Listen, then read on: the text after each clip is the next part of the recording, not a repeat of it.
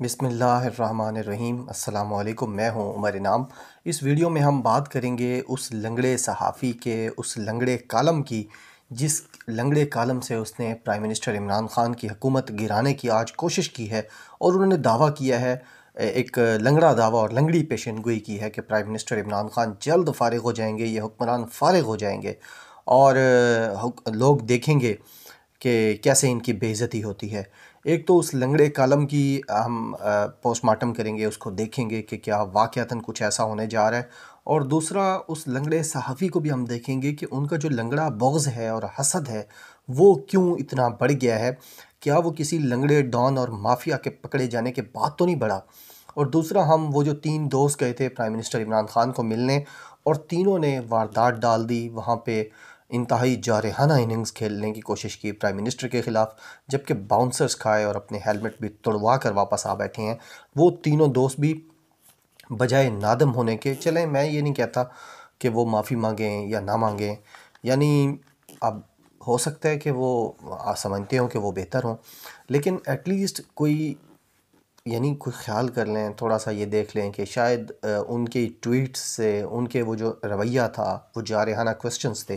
اس سے لاکھوں کروڑوں ووٹرز جو عمران خان کے ہیں وہ ہرٹ ہوئے ہیں، تو وہ ان کا ہی خیال کر لیں۔ لیکن وہ ابھی تک بھی ڈٹے ہوئے ہیں، بالکل محاذ پہ ڈٹے ہوئے ہیں، اور وہ کہتے ہیں کہ ہم نے ٹھیک کوسچنز کیے ہیں، اور بجائے نادم ہونے کے الٹا الزامات بھی لگا رہے ہیں جو لوگ ان کو رپلائی کر رہے ہیں، ہم سمیت، ہم پہ بھی۔ تو یہ ان کی بھی بات کریں گے، اور پھر اس لنگڑے صحافی کی بھی اگر ہم پہلے بات کر لیں تو یہ کالم ہے جناب حامد میر صاحب کا۔ لنگڑے مچھر کا انہوں نے ایک تذکرہ کیا ہے، جو کہ لنگڑے ڈان اور مافیا کے پکڑے جانے کے بعد جنگ اور جیو کے جتنے بھی صحافی آپ دیکھ لیں، ان کے رپورٹرز ہیں، کالمسٹ ہیں، اینکرز ہیں، پروڈیوسرز ہیں، جو بھی آپ دیکھ لیں، کوئی ٹیکنیکل سٹاف بھی، وہ بھی آپ کو عجیب و غریب طریقے سے عمران خان کی حکومت گراتا نظر آئے گا۔ لنگڑے لنگڑے سٹیٹس ڈال رہا ہوگا، ٹویٹس کر رہا ہوگا، اور ہر طریقے سے صبح دوپہر شام وہ کوشش کرتے ہیں کہ عمران خان کی حکومت چلی جائے، کیونکہ عمران خان بلا دریغ سیاسی مافیاز کے خلاف بھی اور صحافتی مافیاز کے خلاف بھی ایکشن لے رہے ہیں۔ ایون وہ تو بیوروکریٹس جو مافیاز ہیں ان کے خلاف بھی لے رہے ہیں، معاشی مافیاز کے خلاف بھی لے رہے ہیں۔ تو انہوں نے یہ جو کالم شروع کیا ہے، اس میں یہ جو ان کا مچھر تھا، وہ کالم انہوں نے، ڈاکٹر حامد میر صاحب نے جب شروع کیا ہے تو انہوں نے کہا کہ کئی سال سے، 10-20 سال سے میڈیا سمجھا رہا ہے حکمرانوں کو کہ بھائی جان کچھ عقل کر لیں، ایک ایسی وبا آنے والی ہے، ایک ایسا وائرس آنے والا ہے جس سے سارے تباہ ہو جائیں گے، بہت زیادہ نقصان ہو جائے گا۔ لیکن حکمران جو تھے وہ وار اینڈ ٹیرر پہ خرچ کرتے رہے، دہشت گردی کے خلاف جنگ پر خرچ کرتے رہے۔ تو اب سوال یہ بھی پیدا ہوتا ہے کہ کیا پاکستان کے میڈیا کی بات ہو رہی ہے جو یہ سمجھاتا رہا، یا غیر ملکی میڈیا کی بات ہو رہی ہے؟ کیونکہ غیر ملکی میڈیا میں تو پھر بھی ہم ایک ٹرینڈ دیکھتے ہیں کہ وہ ان کا ایک انفارمیشن، جو ایک حصہ ہے ان کی انفارمیشن کا، وہ ہیلتھ پہ، سپورٹس پہ، ٹورزم پہ، اس طرح کی سائنس اینڈ ٹیکنالوجی پہ وہ لوگ انویسٹ کرتے ہیں، اپنا ٹائم اس کو دیتے ہیں۔ لیکن پاکستان میں آپ کو کیا نظر آتا؟ جب سے جیو کو لائسنس ملا اور مشرف نے پھر ریوڑیوں کی طرح لائسنس بانٹے نیوز چینلز کے ان تمام لوگوں کو، تو اس کے بعد ہم نے کیا دیکھا کہ شام 7 بجے سے لے کر 11 بجے تک پتلی تماشا ہوتا رہا ہے۔ اس ملک میں کوئی ایسی کوشش نہیں کی گئی میڈیا کی طرف سے ایجوکیٹ کرنے کی۔ ابھی دیکھ لیں، آج کی آپ مثال لے لیں، کرونا وائرس پاکستان کی تاریخ کی سب سے خطرناک بیماری ہے، دنیا کو تو ہٹ کر ہی رہی ہے، لیکن آپ ابھی بھی دیکھ لیں کہ کیا رویہ ہے پاکستانی میڈیا کا۔ جو حامد میر صاحب ابھی بھاشن دے رہے ہیں، جھوٹ بولتے ہوئے انسان کو تھوڑا سا نادم تو ہونا چاہیے۔ میں اکثر کہتا ہوں پکا سا منہ بنا کے جھوٹ بول دیتے ہیں۔ وہ کہتے ہیں کہ دنیا سمجھاتی رہی ہے، میڈیا سمجھاتا رہے۔ اب چونکہ وہ خود میڈیا سے ہیں تو لہٰذا وہ اپنے سر سے تو گیند اتار دی نا، دوسرے کے سر میں ڈال دی کہ جی میں تو سمجھاتا رہوں، اب اگلے نے نہیں مانا۔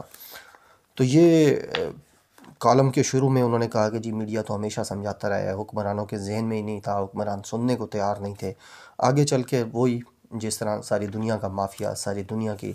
جو گندے لوگ ہیں وہ مذہب کا سہارا لیتے ہیں، انہوں نے بھی آگے مذہب کا سہارا لیا، مثالیں دیں قرآن شریف میں سے، قرآنی قصوں کی تذکرے کیے اپنے اس کالم میں، جس کے آخر میں جا کے انہوں نے عمران خان کو نعوذ باللہ نمرود، اور جو ان کا وہ جو پکڑا گیا ہے میر شکیل الرحمان، اس کو انہوں نے جو نمرود کے مقابلے میں ان کا نام نہیں لوں گا، اچھا نہیں لگتا. جو نمرود کے خلاف نبی تھے وہ ان کو ثابت کرنے کی اس نے کوشش کی ہے، لیکن اس سے پہلے پورا گراؤنڈ بنایا ہے. آپ دیکھیں بے شرمی، خود غرضی اور لالچ کس حد تک گر چکا ہے کہ یہ اب کہاں کی مثالیں کہاں لا کے دے رہے ہیں. پھر آخر میں فرعون کا ذکر خاص بھی کیا انہوں نے. فرعون کا بھی یہ بڑی دلچسپی سے ذکر کیا ہے، اور یہ بھی بڑی سعادت سمجھ کے بتایا کہ جی میں بھی 2009 میں جا کے دیکھ چکا ہوں اس فرعون کو مصر کے اندر. اب آتے ہیں حامد میر صاحب کے جو لنگڑا مچھر ہے، جو واقعتاً انہوں نے بتایا ہے اس کی طرف کہ وہ لنگڑے مچھر کی مثال کیوں دے رہے تھے. وہ کہتے ہیں جی ایک لنگڑا مچھر تھا جو نمرود کے ناک سے اس کے دماغ میں گھس گیا تھا، اور وہ پھر اپنے شہریوں کو، اپنے سٹیزنز کو، اور جو اس کے درباری تھے ان کو کہتا ہوتا تھا کہ میرے سر میں جوتے مارو، اور جب تک جوتے پڑتے رہتے تھے تو وہ مچھر سکون سے بیٹھا رہتا تھا، اور جب جوتے کم ہو جاتے تھے تو وہ مچھر پھر خراب کرنا شروع کر دیتا تھا. اب میر صاحب کہتے ہیں کہ حکمران ہمیشہ حکمرانوں کے سر میں وہ مچھر گھس جاتا ہے ان کے دماغ میں ناک کے ذریعے، اور پھر ان کو جوتے پڑواتا ہے. یعنی وہ یہاں تک تو نواز شریف کی بات کر رہے تھے، جو نواز شریف کہتا تھا کہ میں عمران خان کو اپنی شیروانی کا ٹوٹا ہوا بٹن بھی نہ دوں. عمران خان تمہارے ہاتھ میں وزیر اعظم بننے کی لکیریں تک نہیں ہیں. یہ شاید انہی نواز شریف کی بات کر رہے ہیں، یا یہ اس مشرف کی بات کر رہے ہیں جس کی خوشامد میں یہ شروع والے جو چند صحافی ہوتے تھے اس میں صف اول میں بیٹھے ہوتے تھے، اور وہ جو مکے لہرا کے کہتا تھا کہ دیکھا میری طاقت، کراچی میں اپنی طاقت دکھاتا تھا. شاید اس مشرف کے بارے میں یہ کہہ رہے ہیں. لیکن یہ بھی تو بتائیں کہ یہ جو مچھر ہے، یہ جو ناک کے ذریعے گھستا ہے دماغ میں، یہ صرف حکمرانوں کے سر میں گھستا ہے یا صحافیوں کے سر میں بھی گھستا ہے؟ اور پھر یہ بھی بتائیں میر صاحب آپ کہ صحافیوں کے جو باسز ہوتے ہیں جو ان سے جائز اور ناجائز کام کرواتے ہیں جس طریقے سے آپ سے کروائے گئے، اور آپ اب اتنے پریشان ہو چکے ہیں کہ آپ کے پاس کوئی دوسرا آپشن ہی نہیں ہے. یعنی آپ نے اتنی غلامی کی ہے، غلامی ابن غلامی کی ہے کہ امیر شکیل کے بچے بھی آپ کے باسز ہیں. تو یہ